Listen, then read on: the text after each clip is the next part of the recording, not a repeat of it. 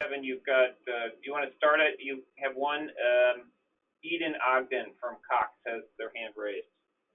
Already, nice. Eden, I'm going to get to you in just a second. I'm just going to introduce everybody first. All right, good morning. I'm Kevin Hsueh. I'm the lead physician on the Missouri Antimicrobial Stewardship Educational Collaborative Project. And today I'm here to present information on the NHSN Antimicrobial Use and Resistance module. My credentials for this are rather straightforward. I've been the lead physician on the BJC Healthcare AUR implementation project since around 2015, and so I know all the ups and downs of implementing AUR at both a single hospital and a hospital system.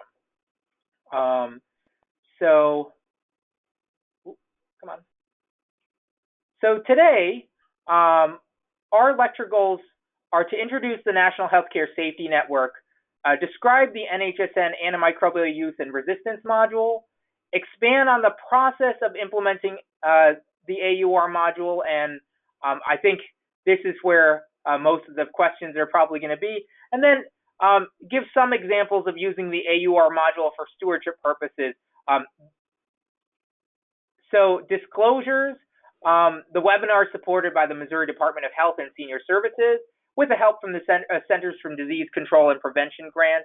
I'm also a collaborator on an investigator-initiated study of candidal infections funded by Astellas Pharmaceuticals, but that's not particularly relevant for the things we're discussing today.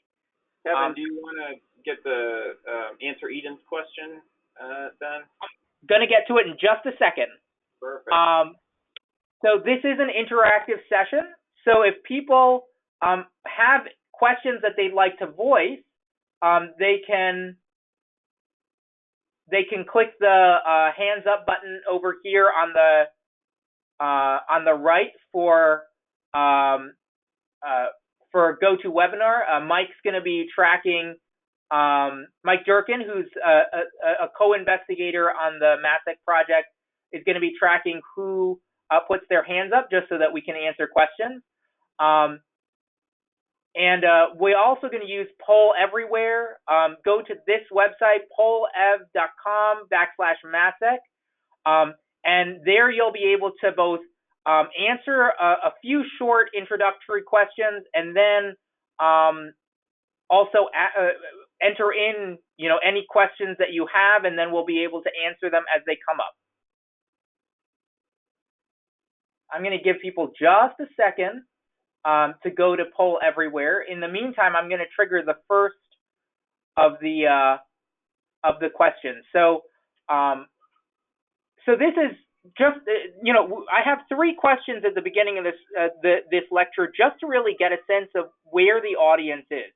So, if people could go to Poll Everywhere /MASEC and put down whether or not they're already familiar with the National Healthcare Safety Network or the NHSN. That would be very helpful. So right now, no, 50-50. Okay, we'll give people just a second.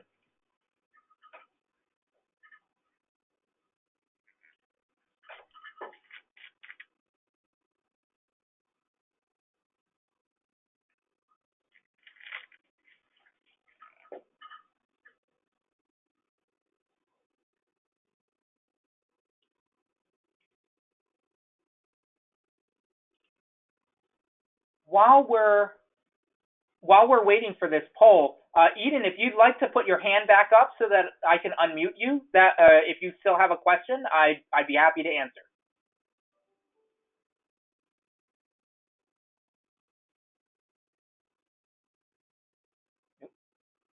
Apparently not yet.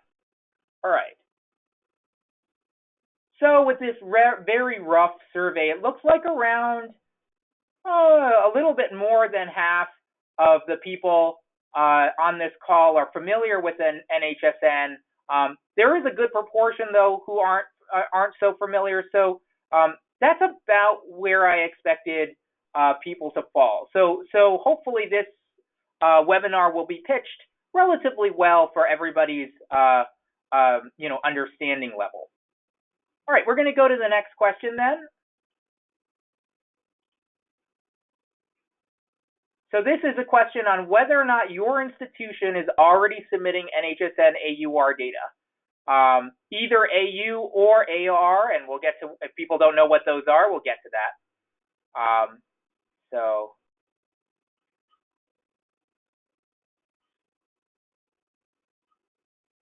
we'll give people a second.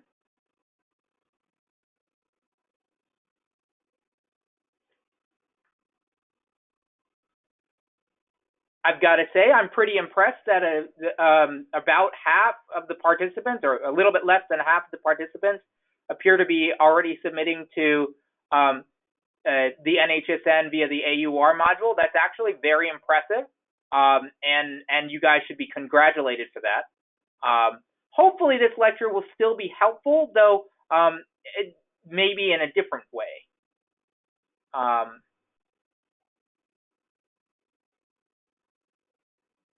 Okay. I'm going to go to the next question, and this will be basically just a question panel. So if anybody has questions during the lecture, as I said, you could put your hands up, but you could also put them down here in this question box. Basically, this poll will be running through the entire lecture, and if you have any questions, just put it down there. We're going to be revisiting this poll at various points throughout this lecture. All right, so let's get started then. So what exactly is the National Healthcare Safety Network? So the NHSN, in this webinar, you're going to hear me use NHSN and CDC basically interchangeably, and that's because the NHSN is actually a function of the Centers for Disease Control. So it is a reporting database that the CDC maintains, which allows hospitals throughout the country to report regulatory data, or actually just data of that's supported by the NHSN to the CDC. The CDC compiles all of this. It is not released to the public. It is a confidential database.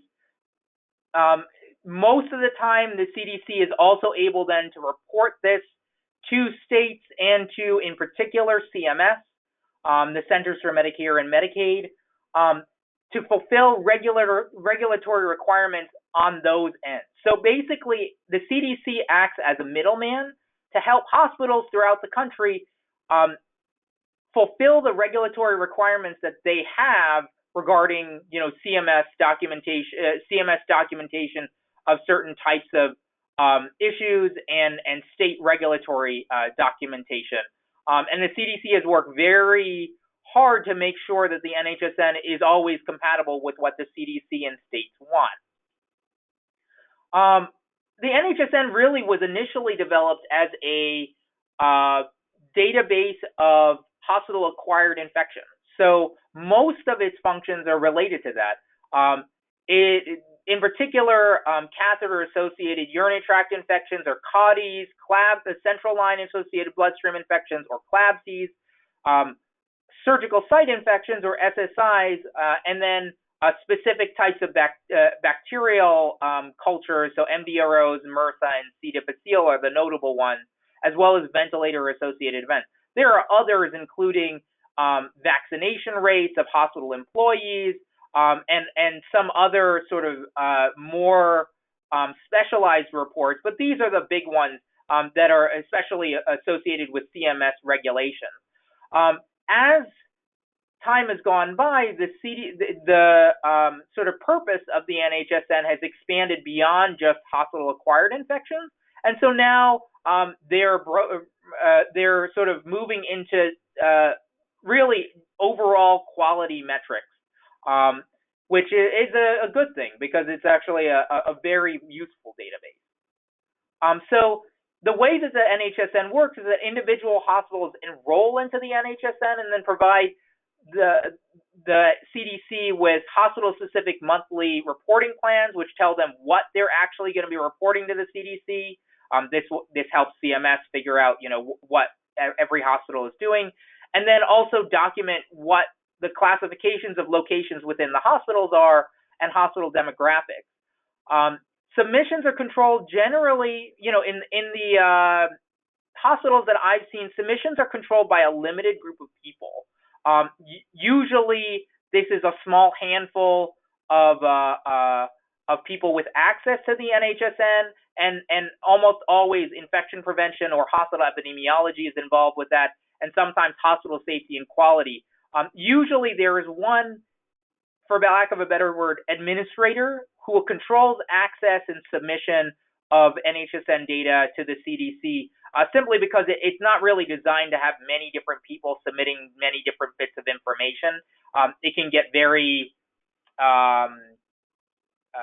cluttered, or there can be a lot of mistakes that occur because of that. So generally, control of hospital reporting is by a very few people. And if you aren't sure of what your hospital is doing with regards to the NHSN, finding out who those people are is the first step, really, in both identifying what kind of reports you're sending to the NHSN, and if you want to implement something like AUR, beginning the process of that. Part of this is because individual access to the NHSN is highly restricted. So it involves confidential, what's considered hospital specific private data, as well as some health information or personally identifying information, health information. So individual access to the NHSN is controlled through a system called SAMS that's controlled by the CDC. That's the Secure Access Management Service. Getting access to the NHSN. So if your hospital is already reporting to the AUR, you may or may not, as a antimicrobial steward or infection control or infection preventionist, you may or may not actually have access to that data.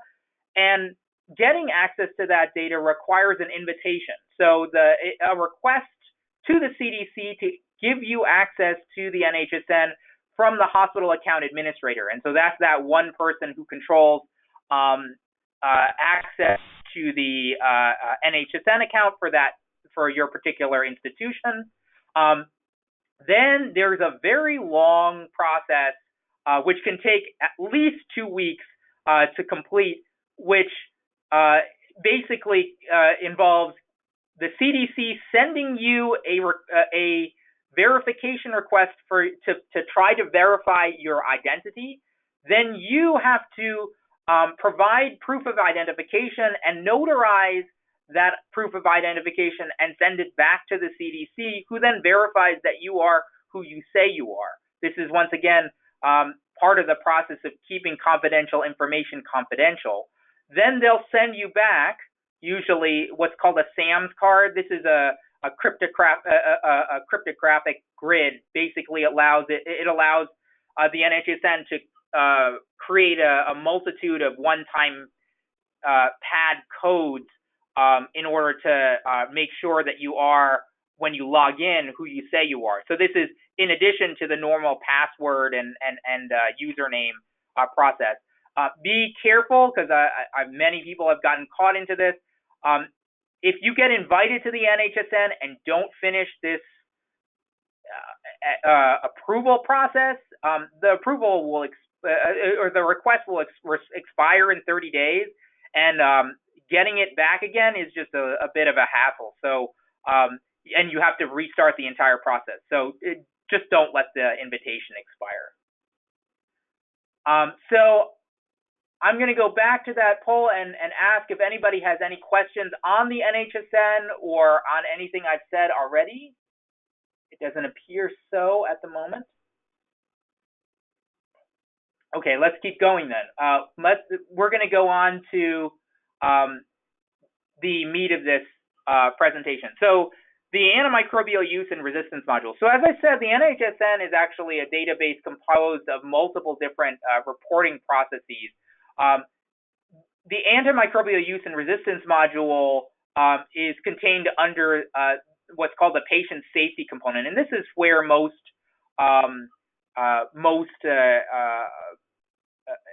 hospital infection prevention data is contained.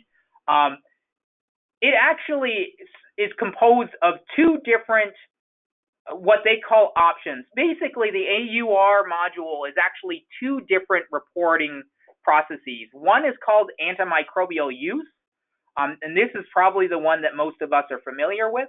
And the second is called antimicrobial resistance.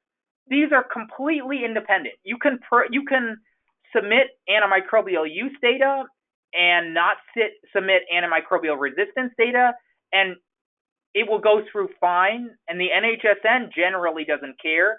Now, the one thing that will happen is if you're not reporting both of these things, you're technically not fulfilling CMS's meaningful use stage 3 of the EHR incentives program. So in order to fulfill that particular criterion, you have to submit both of these modules at the same time. And through a very specific process. If people have questions on that, they can ask separately through email. We're not really going to go into whether or not AUR responds to the to EHR's meaningful use stage 3 here today. So the antimicrobial use option is the one that's the most mature. It's been live since around 2011, but really in heavy use since around 2014. It allows hospitals to report antimicrobial use to the NHSN, and then the NHSN will feed that back and allow you to sort of more easily track antimicrobial use trends through time. And also, antimicrobial use patterns, location-dependent patterns. So it does provide you sort of a dashboard with how to track your antimicrobial use. The one sort of most notable thing about the AU option is it allows you to compare antimicrobial use in specific contexts theoretically to a standardized expected amount from other hospitals. So this is a metric called the Standardized Antimicrobial Administration Ratio, or SAR. People who are familiar with the Standardized Infection Ratio, or SIR, used in infection prevention, this is the NHSN's attempt to create a very similar thing for antimicrobial use. And so basically what it is it's a ratio of observed antimicrobial use over predicted antimicrobial use. And the prediction is based on a large cohort of data that they've gathered from one or several years, that then they compile what are essentially averages for a specific type of hospital and hospital location. If your observed antimicrobial use is more than this statistically estimated predicted value, your SAR will be greater than 1. And what that means is that you're using more antibiotics than expected for a unit of that particular type. If your SAR is less than 1, then you're using less than expected. Obviously, the goal is for people to try to aim towards a SAR less than 1, though, of course, with antimicrobials, unlike infections, the goal is not really 0. If you're using no antibiotics, you're probably not appropriately treating the infections that are coming through. Unlike hospital-acquired infections, nobody wants a surgical site infection. If we can get our surgical site infection down to 0, then that's the ideal state. But that is not the case with the SAR. So this is currently a metric under very active development. It is, for lack of a better term, very raw and not particularly well understood yet.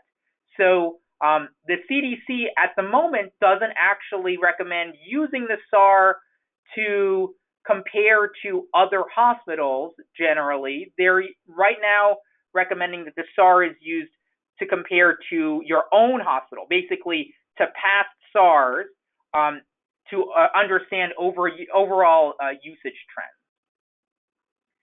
So reporting to the antimicrobial use option requires specific electronic record systems.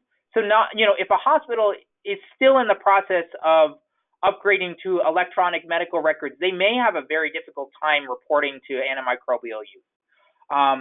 So it requires electronic medication administration records, or EMARs, as well as really the gold standard is that you should have barcode medication administration records, or BCMA records. The protocol suggests that you can use one or the other, but in practicality, it really requires both. It also requires electronic admission, discharge, and transfer records, or ADT records, and these are records of whether, when patients are admitted, where they're admitted to, when they move across units, and when they're discharged. This data is accumulated and then integrated into specific metrics. So one is the numerator, the general numerator that's used in the AU option, which is the antimicrobial day of therapy, or DOT. And so basically that's whenever any single drug, any single antibiotic or antimicrobial is used on one patient in one location on any single calendar day. And so an example of this is you have 3 different patients. Patient 1 gets antibiotic on day 1 and day 3. Patient 2 gets an antibiotic on day 3, and patient 3 gets an antibiotic on day 4. Well, cumulatively, this is going to be 4 days of therapy, or antimicrobial days. It does not matter how much of any single antibiotic is given on any one of these days. Unlike metrics like the DDD, or defined daily dose, it is not quantity of antibiotic on any single day is not particularly relevant. The denominator for the antimicrobial use option, and so this is what most things are divided by to control for patient volume, or is the days present, or DP. It is not patient days, which is essentially the denominator used for almost the entirety of all the other reports for the NHSN. This is something that people need to be very careful of, because this is actually not the easiest thing to calculate. And hospitals may, underestimate how difficult this is actually to calculate. 1 day present is registered for one patient for any amount of time present on a location on a calendar day. So an example I like to use is you have one patient that's present both on Unit 1 and Unit 2 on a single calendar day. Day 1, they're there most of the time on Unit 1. They're transferred to Unit 2 for a brief period of time, and then they're transferred back to Unit 1. In patient days, this would just be one Unit 1 patient day. For days present, you actually have 1 day present on Unit 1 and 1 day present on Unit 2, which totals 2 total days present. The goal for this was to really not underestimate how many people were on a particular unit if that unit had a high turnover rate. So that was considered a flaw or potential downside of using patient days for the antimicrobial use metric. The secondary denominator they use is the hospital admissions, and this is pretty straightforward. Everybody knows what it means to have a number of patients admitted to the hospital. So the output that comes out of the AU module, and so this is the stuff that we get back when we report to it, are several canned reports available for tracking antimicrobial use. So you can look at any single agent or class of agents and how many days of therapy were or antimicrobial days were used over various months or years. You can select by location, you can look at the whole hospital, you can look at time periods, specific drugs, drug classes, or different routes.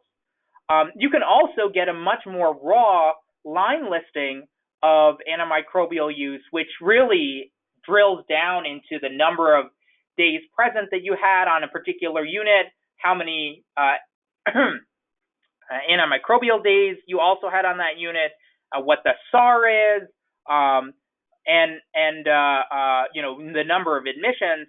All of that data can be gotten through a line listing, which looks like this. It's not particularly as pretty and not quite as easily distributed to leadership, but it is actually very informative. It does come out. It generally needs some interpretation. You can't just print out a spreadsheet and then hand it to your leadership. It's not really in a easily human readable format, I would guess, is the way to call it. Antimicrobial use option submission has been increasing rapidly since around 2014, 2015. This is the latest data that I have from the CDC, and as you can see, it's closing in on around 1,200 facilities reporting to AU data. Now, this is facilities that have at any point in time reported to AU data, but generally, once facilities start reporting, the amount of sunk costs required to get it working has the hospitals generally reporting continuously thereafter. A lot of these are federal facilities, so the VA has made it a mandate that all their facilities should be reporting through the AU option as well as the AR option, and so many of these facilities are probably federal VA facilities. There is one major update to the antimicrobial use option in the last, basically the last half year, which is that the SAR has been, version basically has been revised from the what they call the 2014 SAR to the 2017 SAR. So the original SAR was modeled on data from 77 hospitals, so not a very huge cohort, and really used only very few number of factors in evaluating what your estimated usage of antimicrobial use should be. So remember that predicted value I discussed earlier. So it used your hospital teaching status, your location type, so whether or not it was a medical unit, a med-surg unit, a surgical unit, or a pediatric unit, and the ICU status. Honestly, not the most sophisticated model I ever created. The 2017 SAR, so this is the SAR that was released just earlier this year in 2019. This model was generated from 449 adult hospitals and 109 pediatric hospitals. So, multiple times the amount of data that they had in the original SAR, and uses several additional factors. So they still use unit types, but it adds step down and hem-onc units. They also add more antibiotic classes, so they look at antifungals, C. difficile-associated antibiotics, and they add model factors like the hospital bed size, the ICU bed number, the ratio between the two, and the hospital length of stay. So that, in a nutshell, is the antimicrobial use option. Were there any questions while we're looking specifically at the antimicrobial use option? If not, I'm going to continue on to the antimicrobial resistance option. So the AR module or AR option is much younger than the AU option. So the AR option has really been around only since around 2014. A very few hospitals have really submitted to this option at the moment, and I think most of those actually are VA hospitals. It allows tracking of antimicrobial resistance patterns within the hospital. So basically, it requires hospitals to send data on specific pathogenic bacteria, the sensitivity results acquired from those specific pathogenic bacterial cultures, send that data to the NHSN. This very granular data feed includes susceptibilities and is stratified by specimen types. It also needs when the patient was admitted, when the sample was submitted. There is no inter-hospital comparison metric included in the AR, and that's intentional. I don't think anyone wants hospitals comparing each other's resistance characteristics. It requires specific electronic record systems, so an electronic lab information system, or LIS, and as well as an admission, discharge, and transfer system records. It requires a pretty intensive amount of data. So date of birth, sex, admission date from the patient, where a specimen was collected, from the location of that specimen on that patient, as well as the location when the specimen was collected. And it really requires that for CSF isolates, blood isolates, respiratory cultures, and urinary cultures. The antimicrobial susceptibilities that it requests are very specific to each organism. So it's actually quite a bit of work to make sure that you're submitting the right data for every single organism. And in particular, it adds urinary anti-infectives to any organisms that are coming from urine. The denominator used is the number of isolates. So at least it's a lot easier in that way, because it's really the same data provides both numerator and denominator characteristics. This is the listing of the organisms that are supposed to be sent to the AR option, at least as the latest version of the AR option that I am aware of. I think it's around 24 different bacterial types, but includes entire species classes, including Acinetobacter, Enterobacter, Enterococcus. And so as people sort of can see, it includes the vast majority of bacteria that cause infections within hospitals. Some of the more rare gram negatives aren't there, but honestly, this is most of it. And they notably include some bacteria that are of significant concern, like Candida auris and Stenotrophomonas, and Klebsiella pneumoniae, which is one of the bacteria very often that is highly resistant, and Pseudomonas as well. The antimicrobial resistance reporting process is complex. So it divides bacterial isolates into specimen types. So whether or not a bacteria was found in what they call invasive culture, or a culture from cerebrospinal fluid or blood, where they have different reporting criteria. And so you're supposed to report the first isolate per patient for an every 14-day period or 2-week period. And so if you have, the first isolate will get reported, but any subsequent isolates in that 2 weeks will not get reported. This is compared to what they call non-invasive isolates, or respiratory isolates, or urine isolates, where they really only expect you to report the first isolate of any particular bacteria per patient per month. It is a little difficult to make sure that you're always following these different rules, but that's how the CDC wanted these to be reported. The output from the AR option is a little bit more crude than from the antimicrobial use option.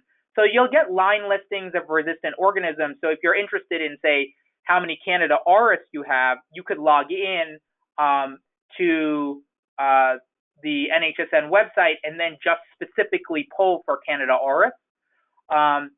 You could also look at frequency maps of specific resistant types of bacteria, so like VRE, MRSA, ESBL, Klebsiella. Once again, the output is not particularly human readable, so this is something that you have to sort of interpret for your leadership. You can also look at the ratios of infections in specific areas. Probably the most helpful aspect of the antimicrobial resistance option in terms of its output is the antibiogram. So once the database accumulates enough information, you can begin to pull an antibiogram from the NHSN AU module or AR module, which will allow you to look at the antimicrobial sensitivities, overall antimicrobial sensitivities of things like Staph aureus in your hospital, Acinetobacter, and this should be, as far as I'm aware, a rolling process. So many of us have one-time yearly antibiograms, and if for some reason you need multiple antibiograms per year, and I believe there is an option to create a localized antibiogram. This option may be of significant use to you, because antibiograms actually do take quite a bit of knowledge and preparation, at least for most microbiology departments. And so this could make that significantly easier, though it's not nearly as customizable as I think locally generated antibiograms. So how do we use the AUR module for stewardship? Well, the basic functions really allow you to monitor trends. And so, it does allow you to identify the results of your intervention. So if you, say, have a fluoroquinolone, an intervention designed to reduce fluoroquinolone use, you can monitor fluoroquinolone rates for the number of days present for a particular location. You can also compare usage of antibiotic classes, so this allows you to see whether or not people are substituting one class for another. And then you can use the antibiogram data to build hospital treatment guidelines, so really to identify the agents that should be selected for, say, uncomplicated urinary tract infections, because things like trimethoprim sulfamethoxazole resistance or Bactrim resistance may vary significantly from hospital to hospital. The more advanced usage of the AUR module for stewardship revolves around as far as I have seen, revolves around the SAR. So there have been some facilities that have targeted SAR goals as hospital performance metrics. And these are, if people aren't aware of how leadership sometimes looks at things, these are metrics that leadership looks at to make sure that a particular department or division is achieving their performance improvement goals. And so these are actually very highly scrutinized numbers, and they are often very motivating for hospital leadership to get significantly involved in improving certain numbers.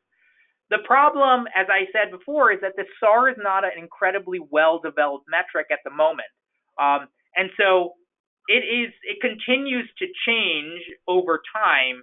And I am unsure about how, because the stability is not incredibly high, this may be something where you could shoot yourself in the foot if they change the SAR in future years and you begin to look worse. It might actually make hospital leadership look very poorly on the performance of specific antimicrobial stewardship departments. So just be careful. It is a very powerful tool, but it's also a tool you have to use very carefully, or you risk sabotaging yourself. So, questions on the NHSN. Who do you share AU data with, and how useful is it? So right now, what we at our institutions do is we actually extract data from the AU module, and then we compile it into quarterly trends of antimicrobial use. We share that with the pharmacy committees overall, and we've also shared it with hospital leadership, the quality improvement leadership. It is, at the moment, of, I would say, moderate usage. The problem with the AU module is if you're reporting to it, you often also have tools to gather that data outside the module. And so sometimes it's slightly redundant. But the state mandate does at some point require this data to be passed along to the state. So, we'll be fully ready to do that once that mandate, assuming that mandate goes live. So hopefully that answers that question. By the way, anybody who has questions can also throw up their hands and we can unmute them. For AU, is there a best way to look at a single drug use, such as daptomycin, to assess for potential overuse or misuse? Is it possible to calculate a SAR for a single drug? So no. For a single drug, so the SAR is calculated for drug classes. There is no way to calculate a single drug SAR. And unfortunately, this is something that the CDC is actively working on. So just with my knowledge of what the CDC is doing, they are trying to figure out metrics for overuse or misuse. This is actually what the SAR is supposed to do, is look at overusage of certain classes. But as I said, it's in active development. They still haven't gotten it refined enough to that it really, I think, indicates well enough overuse. And so at the moment, the answer is no. It's very likely that it will, in sometime in the future. I can't really estimate how long that would be, but they are very actively revising the SAR. And if anybody has experience with the SIR, the standardized infection ratio, it basically took several decades for the SIR to really reach the state where it is, where you can really see if there are SSI increases that are really concerning on your trends reports through the SIR now. But in the beginning, it was much less useful because it was. And there might be another thing to discuss about using a single drug for calculating a SAR too. I might have reservations because certain antibiotics would be on formulary or not on formulary or preferred agents at certain institutions that would make it difficult to calculate SARs. You could probably give some examples of that if there's people that have specific questions. Well, I mean, the biggest thing about the SAR is it's a model-based estimate, right? It requires a predicted amount of usage, and that model's built on a class of drugs, not a specific drug. So without a model to calculate how much daptomycin you should be using, or I guess the average hospital of your type should be using, you can't generate an observed over expected ratio. So you just can't make that calculation. If people have other questions, please just throw them up here. Okay, so let's go to the most subjective aspect to this talk. So implementing the AUR module. So this is the first question is really, do we need to implement the AUR module? So in 2016, the Missouri Senate, the Missouri Congress passed SB 579, which added to the statutes of Missouri the following statement, that hospitals described in subsection 19, and that basically was all acute care hospitals, shall meet the National Healthcare Safety Network requirements for reporting antimicrobial usage or resistance by using the Centers for Disease Control and Prevention's antimicrobial resistance module when regulations concerning stage 3 of the Medicare and Medicaid electronic health records incentives programs are become effective. And so notice it doesn't say just AU, it says AUR, and actually references antimicrobial usage or resistance. So there are no guidances for this at the moment, but it is in state law that we are mandated to report to the AUR module. Bills have been submitted, especially in this last year, to change this rule, but as far as I'm aware, no changes were passed. And so this is still in effect. As I said before, technically AU and AR submission together fulfill the CMS EHR incentives program stage 3 requirement, but really that's neither here nor there. In terms of timing, 2019 is the first year where essentially all hospitals involved in what's now known as the Promoting Interoperability Program have to be submitting or have to be fulfilling stage 3 of the meaningful use criterion. This is taken directly from the CMS website, where this is the timeline for meaningful use stage 3. So submission is not a simple process. So the AUR module requires that all data submitted is electronic. This is unlike many of the other reporting processes that go through the NHSN, where there's a manual option for SSI submission. Unfortunately, the volume of data is such that the NHSN basically made the decision that they would not allow manual entry of antimicrobial use or antimicrobial resistance data to the reporting database. The AU module data source. So I created an infographic to really represent the process of submission to the AU module. So you take the raw data sources for the AU module and the AR module. So that's like the BCMA data and the ADT data and the lab information system data. That data needs to be extracted from those databases, and just the data that's used in the AUR have to be extracted. That data then has to be synthesized into the metrics that the NHSN is actually interested in. As we saw with the AR module, some of these require a particular exclusion characteristics that are not the most straightforward.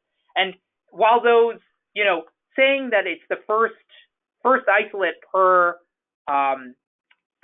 14-day period for invasive isolates may sound simple, but then there's tons of duplicate isolate elimination routines and things like that have to be understood in order for this synthesis process to work properly. And then once you have that data synthesized, then you have to format it into this clinical document architecture, or CDA architecture. This is a industry standard architecture that's primarily used by the NHSN. It fulfills HL7 data submission characteristics, and the NHSN will only accept data that's formatted in this very oblique database. No, it's 1047. Oh, yeah. Sorry, I got timing. The issue really is that each one of these stages requires a significant amount of knowledge. So data point extraction needs knowledge of source systems, ability to program automated queries and interfaces. Data synthesis requires knowledge of the AUR module data parameters, which is not straightforward, and the ability to code these conversions and also respond to updates in module criteria. So the NHS continues to update these criterion on a almost yearly basis. So you have to be able to respond to that. And then the CDA architecture is very specialized. It takes a very long time to understand how to format data into this.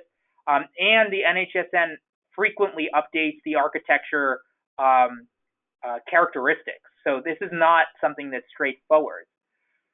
So implementation is not a process that can occur without significant resources. The CDC endorses commercial vendors, and the largest listing I could find was on the SIDP, or Society of Infectious Diseases Pharmacists website, where they have an AUR vendors list. Also the vendors describe whether or not they report to the antimicrobial use and resistance module. I will say some of this data doesn't seem to be quite right, because our system works with Epic now, and they still haven't gotten antimicrobial resistance reporting down, at least not that I am aware of. So some of this, especially AR reporting, may not all be correct. The pros to choosing a vendor is that it's the closest thing to a sure thing that you can get. If you have a pre-existing system, like say, you're already using Sentry 7 or Vigilance, they already have access to your data. they should be able to acquire the data that they need. They're relatively user-friendly interfaces, and they require minimal programming or database savvy on the stewardship pharmacist standpoint. They also have specifically defined costs for implementation. There's a single bill involved here, and this is actually very important because sometimes rolling your own can be very amorphous in terms of the costs. Generally, it's also pretty resilient to issues of staff turnover. It doesn't really require you to maintain staff that understand the AUR module. The cons, of course, it can cost quite a bit of money, especially if you're adding functionality that didn't exist before. The companies can be surprisingly unresponsive to fixing certain issues, and then there are certain combinations of vendors that are essentially incompatible, and they will not really work together, or it will cost an enormous amount of money additional in order for them to customize the query to work with certain combinations of like EMR systems. You can try to grow your own. So there are many homegrown systems, including the BJC healthcare system is a homegrown system. In particular for AR option submission, this may actually be necessary because many of the commercial vendors haven't really figured out a standardized process for this.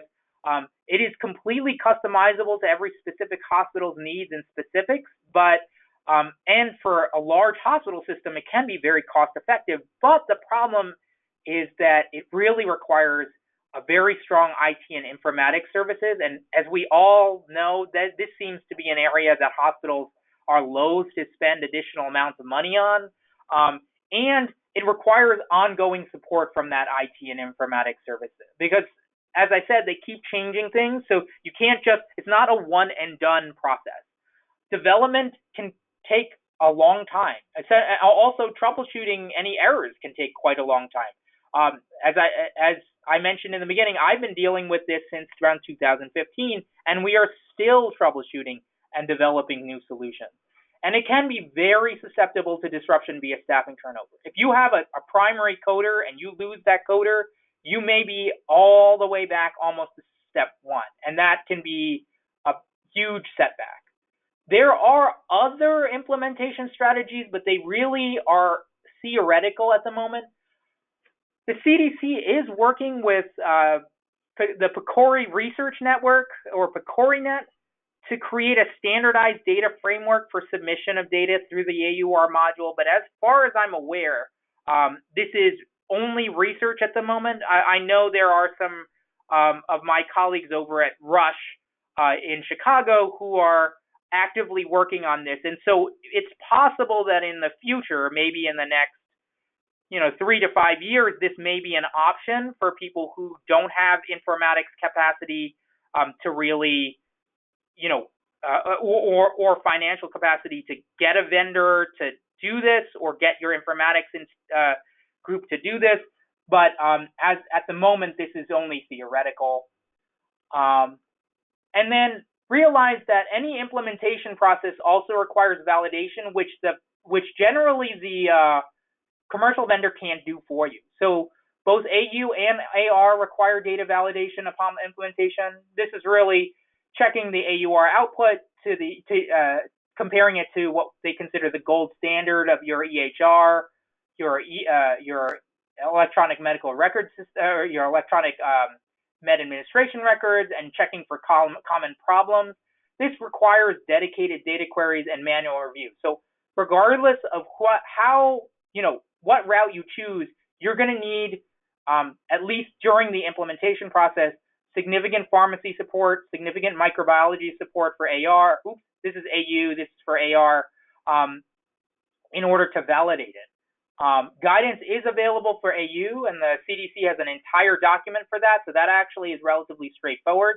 But for AR, as far as I'm aware, they don't have a validation guidance at the moment. All right. Any other questions with regards to antimicrobial use and resistance? So I was hoping for a little more time, but I sort of ran a little long. Apologies on that. If people have generalized questions, they can throw them up here.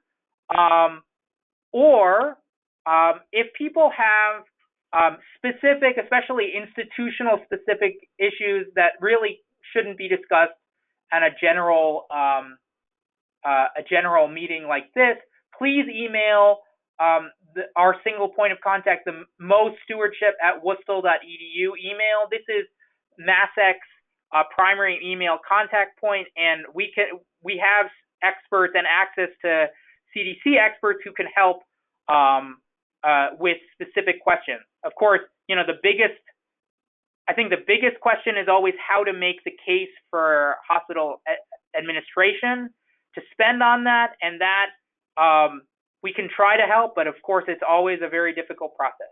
Also, if anybody has any questions, please feel free to throw your hands up. We're going to open up the phones if anybody has any additional questions. I hope that this lecture has been useful to everybody. If there are things that we can bring up in the future, we can try to integrate it into some future lectures. Please just leave us some conference feedback and if you have anything that you really would like to know about or would like us to address in the future, please leave that there. I'm very happy that we had such great attendance today, and hopefully this was useful to you as both Missouri antimicrobial stewardship practitioner and as somebody trying to wrestle with the antimicrobial use and resistance reporting requirement. Thanks, everybody. Kevin, Yes. This is Erin. We do have a question from Linda Lamb. She put it in through the GoToWebinar. Can you see it, or do you want me to read it? Do you mind reading it out? Mine is not, for some reason, throwing this up. Oh, here we go. Can you see it? It's very small on my screen. Do you mind reading it out? I can read it. It says, when loading the AR data, will my infection preventionist know how to access and do this, or will this be microbiology? And then she also asks or says, data cannot just report percentages. We have to pull certain MIC for certain organisms for antibiographs. So how do you handle that? So actually, you don't have to report MICs if you don't have them. So if you look at the AR criterion, there's a ton of what are considered, they're basically preferred if you can submit MIC data, but what's really necessary is the interpretation. They really need, if it's susceptible, intermediate, resistant, or non-susceptible.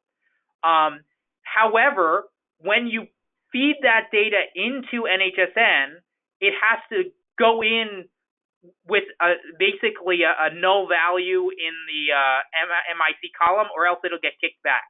So let me try to answer this question starting from the beginning. Who submits the data is not a matter of it's not a matter of the module. It's really a matter of who at your hospital controls NHSN submission. Because generally, microbiologists don't have access to NHSN. I'm not sure what your hospital setup is like, but oftentimes this is done by infection prevention, just because they're the ones who have to submit the majority of the information to NHSN. The way that we have it set up is that the data gets compiled, often with microbiology assistance. And then once we have the CDA format created, it then goes to our infection prevention group for submission. There is an automated submission process, but it sounds like almost nobody uses that because it's very convoluted. So most of it is still manual uploading, basically. So it usually needs to be a partnership between the two. And that's because one of the reasons for that is that infection prevention usually is the one marking down that. Remember, I referenced this earlier. The reporting plan. They have to create a reporting plan for every single month of NHSN data submission, and this includes whether or not you're submitting antimicrobial use or resistance data. So we find it easiest to have the person creating the plan also be the person who's submitting the data, because then they know which data they should mark down on that plan. Otherwise, once again, your data gets kicked out of NHSN and you don't really know why. Hopefully that answered your question.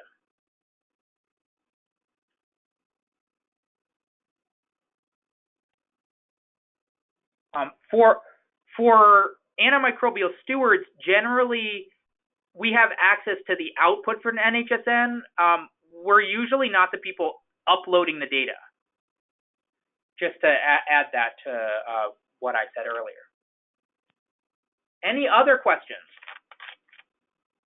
And we're almost right on time. It's 11 o'clock, so this will be the last round of questions. And as I said, please email us if you have any further questions. This is a complicated topic, and I tried to give as thorough an overview as possible, but I'm sure there were some things that I glossed over.